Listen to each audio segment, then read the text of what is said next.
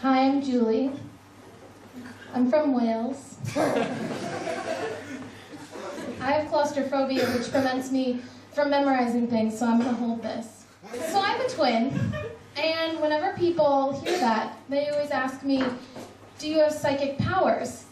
Which is weird, because there isn't another familial relationship that elicits questions of psychic abilities. It's not like, oh, you have a little sister? Do you have laser vision?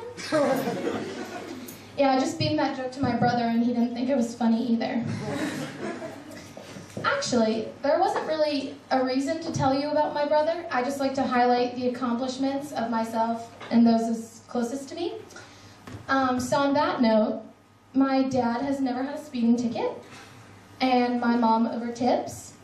And I head a modest but impacting organization that rehabilitates baby deers who have calcium deficiencies. I'm just going to drink some water while I let that sink in. Speaking of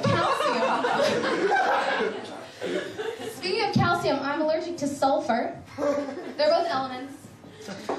Which is a weird thing to be allergic to because it's not easily removed, like nuts or something. Yeah, no, can you just remove the sulfur from the air? Yeah, because I'm allergic. No, the chicken is great. Yeah, thanks. But one thing it is in is cigarettes.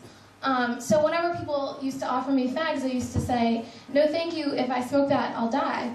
Until outside of a party once, my friend said, yeah, fuck you, me too, I just don't go around talking about it. So now I just say, no thank you. I recently joined a cult. People wear dead bodies and talk to spirits. It's called Christianity. You may laugh now, but before it was a religion and had a lot of followers, it was just 17 guys sitting around drinking the blood of some other guy. Context is everything. I can make all your dreams come true is usually a very nice statement, unless you just told someone you had a dream that they killed you.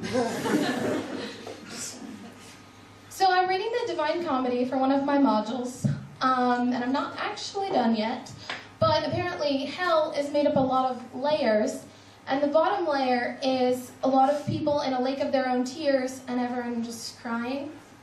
So in that way you could say that the Divine Comedy is like an onion, because you don't need either of them to bake a cake. In the notes I have written, smooth transition to next joke, which I actually did write in my notes. And when I read things like that, I just get annoyed at my past self for being lazy. The thing I've noticed is that people always seem to ask the same questions, as if there's some list of arbitrary things that you need to pick favorites of in order to participate in the human race.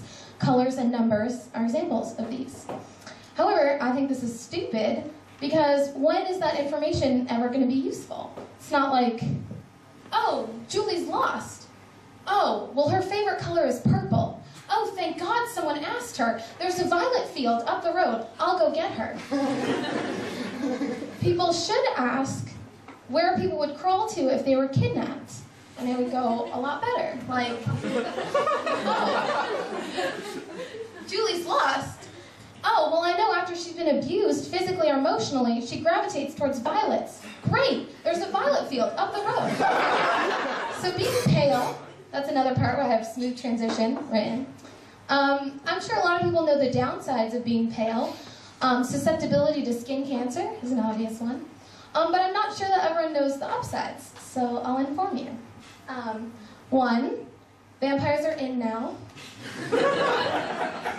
I'm sure that I hate Twilight as much as the next person. But you can't argue with facts, and those are that pale is the new tan. I don't create the rules, I just live by them. 2, if for whatever reason I needed to pretend that I had anemia or AIDS, it could be easily done.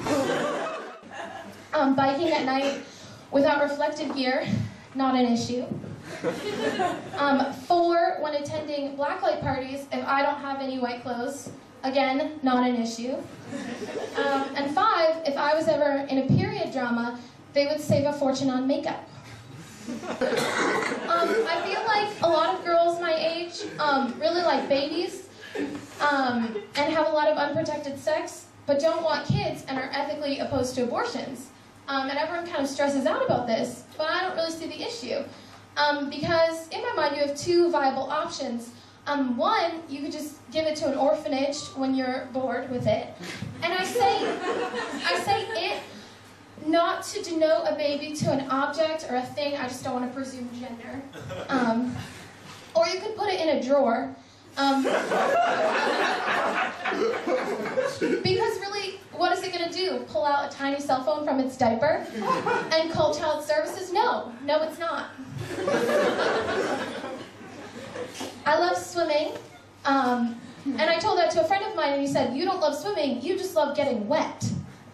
No. And then I came. Indoors,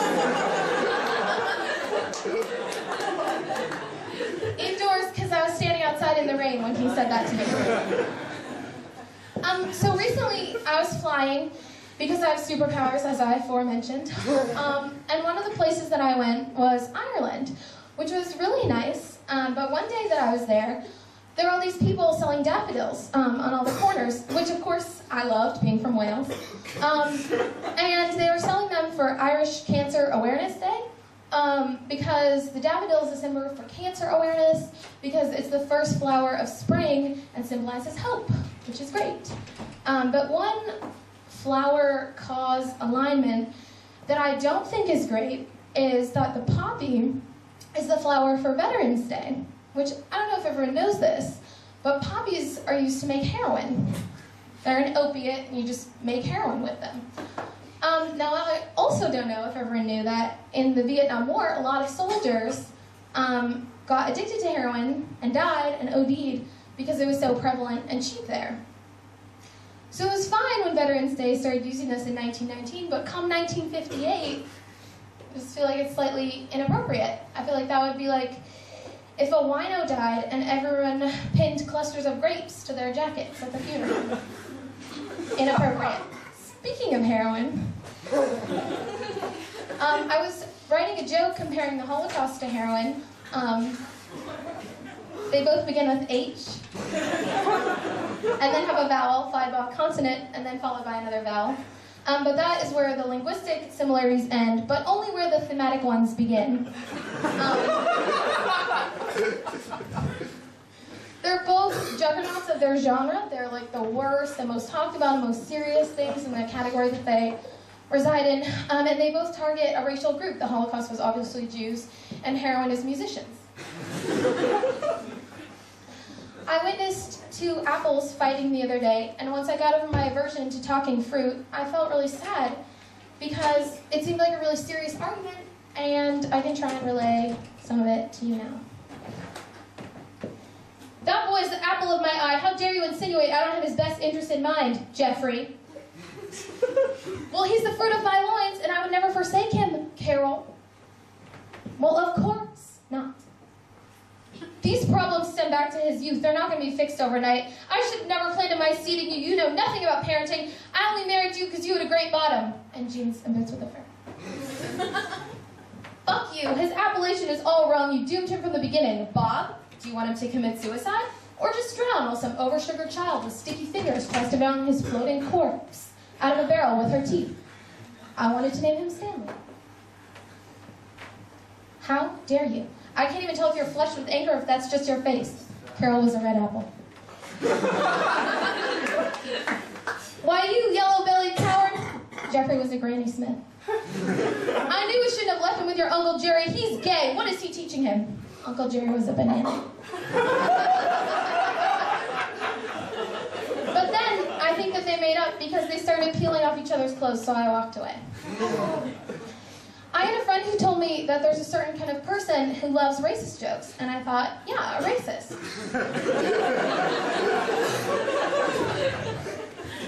But then she said no, and was explaining to me about how if something is socially taboo, you never address the prejudices, and using humor as a way to facilitate dialogue, blah, blah, blah. I just guess it's not that black and white. That's it. The end.